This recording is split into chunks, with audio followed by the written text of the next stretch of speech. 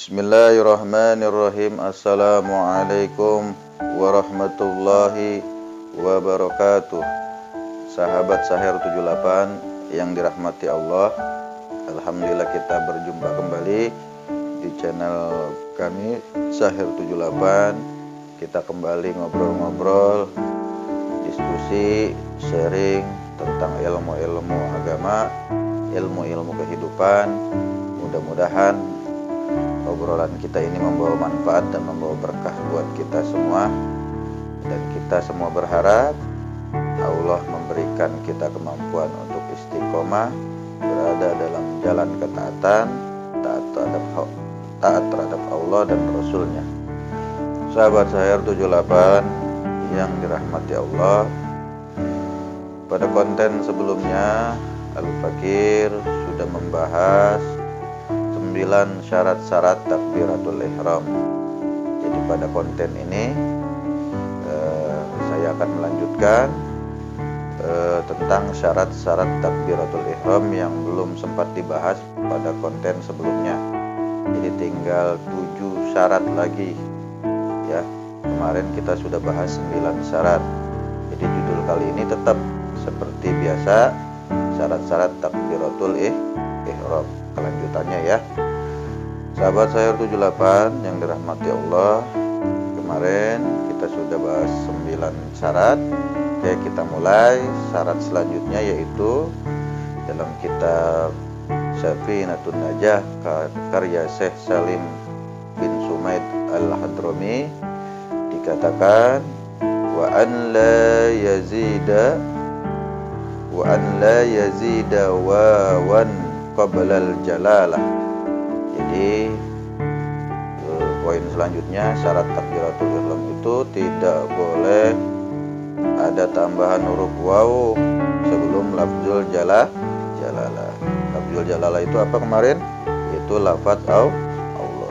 Jadi nggak boleh ada wallahu akbar ya, nggak ada huruf waw.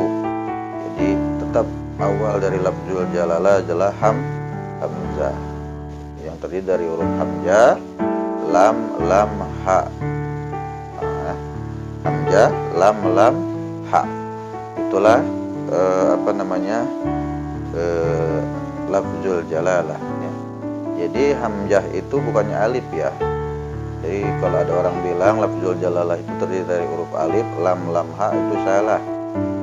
Jadi huruf hamzah itu ya bentuknya seperti alif tapi menerima harokat kayak a, i, u. Nah, itu namanya huruf hamzah.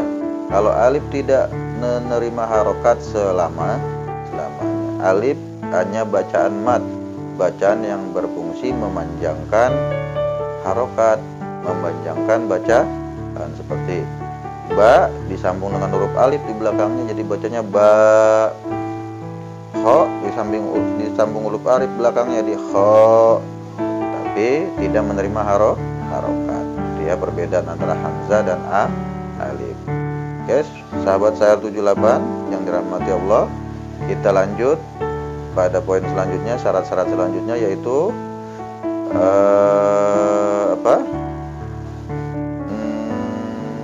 tadi yang syarat yang sudah saya baca, an la yazida wawan qablal jalalah. Oke, yang selanjutnya an la yakifa, tidak boleh berhenti baina kalimatayit takbiri, di antara kalimat takbir, waqfatan tawilatan, baik dalam berhentinya itu lama, wala qasiratan, atau berhentinya sebentar ya. Jadi nggak boleh berhenti tuh baca misalnya Allah terus berhenti dulu, mikir dulu akbar, itu nggak boleh. Jadi takbiratul ihram itu tidak boleh diputus, harus diwasol, disambung. Tidak boleh waqaf, harus wasol ya. Allahu akbar, langsung disambung, langsung diwasol ya. Jadi tadi yang selanjutnya an la yakifa baina kalimatayit takbir waqfatan tawilatan wala qasiratan. Selanjutnya an yusmi'a, harus terdengar, nafsahu, terdengar oleh diri kita sendiri, ya, jami'a hurufiha, seluruh hurufnya terdengar dengan diri kita sendiri. Maksudnya kuping kita dengar kalau kita sedang melafazkan takbiratul ihram. Gak boleh dalam hati, harus terdengar sebatas pendengaran kita. Allahu Akbar, walaupun pelan, yang penting terdengar oleh kuping kita. Allahu Akbar, ya.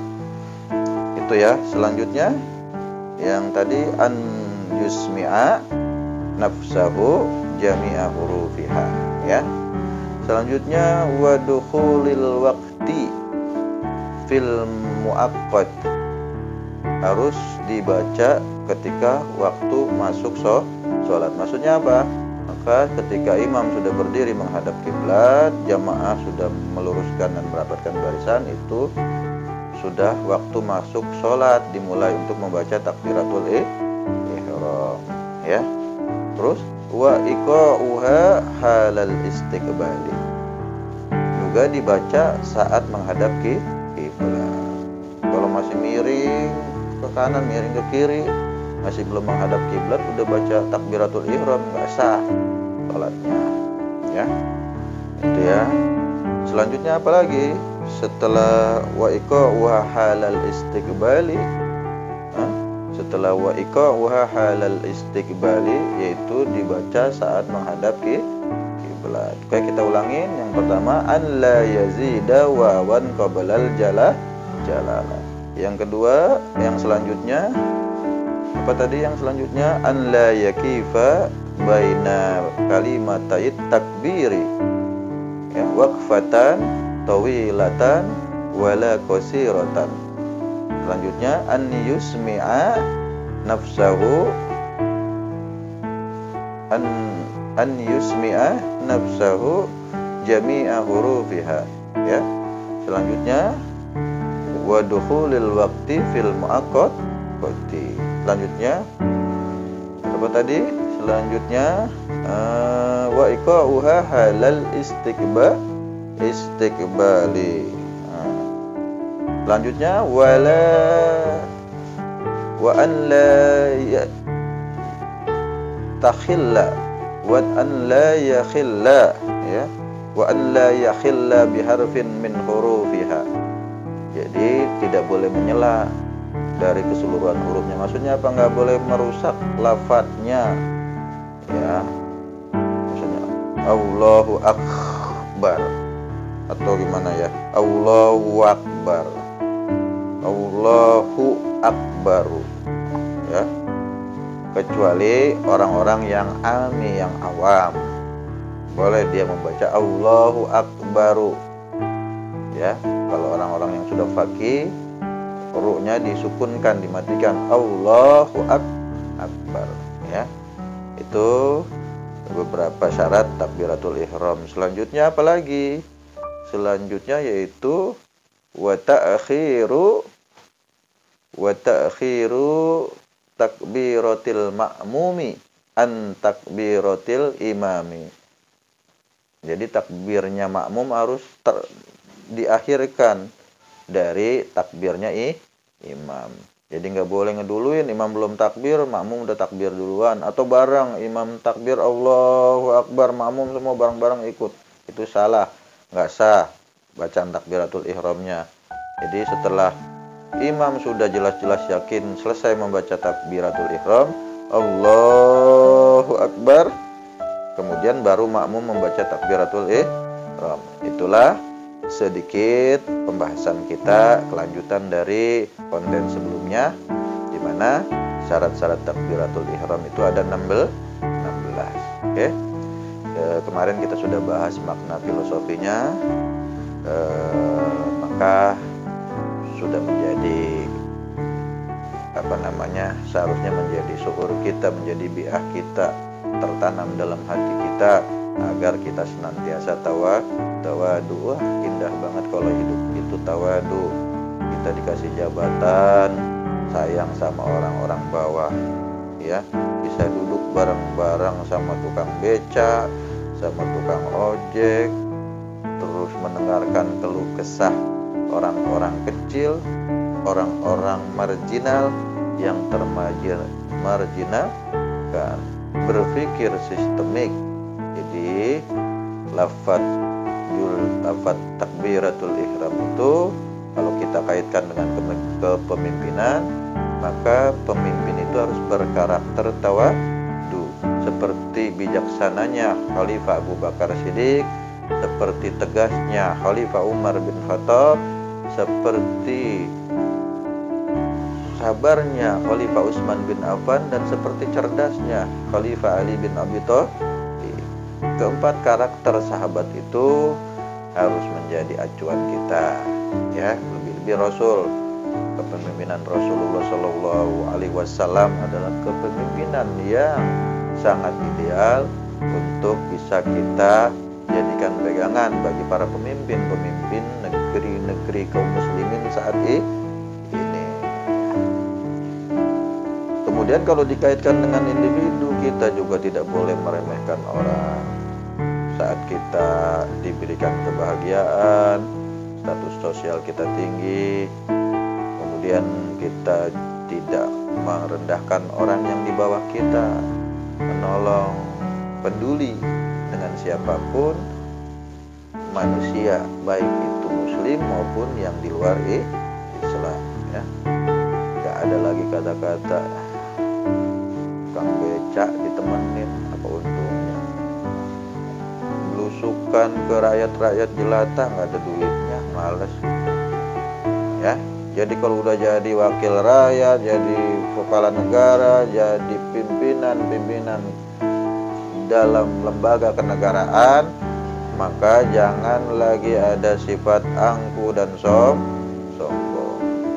Jangan datangnya ke orang-orang yang menghasilkan uang aja, datangnya ke pengusaha-pengusaha. Mendingan gua ke pengusaha, dapat proyek, dapat tender, ada duitnya. Kalau ke rakyat ngapain, buang-buang duit doang, ya, cuma buang-buang duit, nggak ada hasilnya. Padahal makna filosofis dari kepemimpinan itu dalam Islam adalah qadimul ummah, melayani umat, jadi pelayan, pembantunya umat.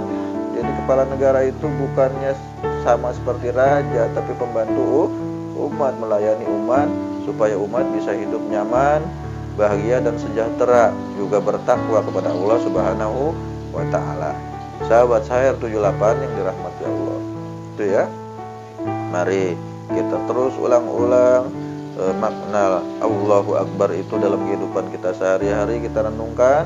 Jangan sampai sedikit pun ada sifat-sifat kesombongan yang terhinggap dalam hati kita. Maka jika kita sudah bisa mengendalikan diri kita, mentawadukan diri kita bahwa ini kita bukan siapa-siapa, kita ini lemah di hadapan Allah, maka kita akan merangkul semua kalangan, dari kalangan atas sampai kalangan bawah. Kita ajak, kita rangkul untuk sama-sama berjuang mewujudkan masyarakat yang bertakwa, mewujudkan masyarakat yang berkah, mewujudkan masyarakat yang gemar menuntut ilmu, mewujudkan masyarakat yang cinta keadilan dan kebenaran, ya. Juga mewujudkan masyarakat yang taat terhadap Allah dan Rasulnya. Mustahil masyarakat yang taat terhadap Allah dan Rasulnya itu terwujud kalau mereka tidak cinta terhadap ajaran Islam. Maka poin pentingnya adalah supaya bisa terwujud masyarakat yang Islami, mari kita arahkan masyarakat kita ke arah Islam agar taat terhadap ajaran Islam secara kafah, ya.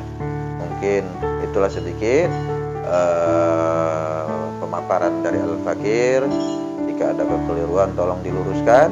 Al-Fakir juga masih dalam proses belajar, kita sama-sama belajar, saling mengingatkan, tawasau bil haq wa tawasau bi sabr, saling menasihati dalam kebenaran dan kesabaran.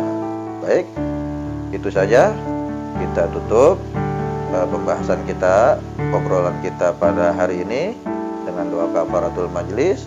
Subhanaka Allahumma wa bihamdika asyhadu an la ilaha illa anta astaghfiruka wa atubu ilaik.